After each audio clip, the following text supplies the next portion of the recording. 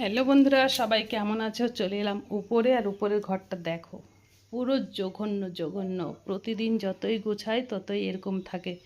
বাড়িতে বাচ্চারা যে মানে বদমাইশি করে সারা দিন, দেখেছো?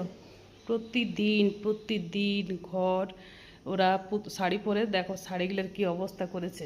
প্রতিদিন ওরা শাড়ি পরে দুপুরে, আর দুপুরে এরকম শাড়িগুলোকে অগোছালা করে পুরো মানে যা খুশি তাই করে মেয়েরা আমার। তো এখন আমি ঘরগুলোকে গুছিয়ে নেব। আর আজকে কাপড়ও অনেকগুলো আছে, তো ভাবছি আজকে কাপড় আমি হাতে কাচবো না, আজকে মেশিনে দেবো। মেশিনে কাপড় দিই না, কারণ যা ইলেকট্রিক বিল, তা মেশিনে দিয়ে ইলেকট্রিক বিল আর বাড়াতে চাই না। তো প্রতিদিন হাতেই কেচে নিই, আজকে কিন্তু মেশিনে কাপড়গুলোকে সব দিয়ে দেবো।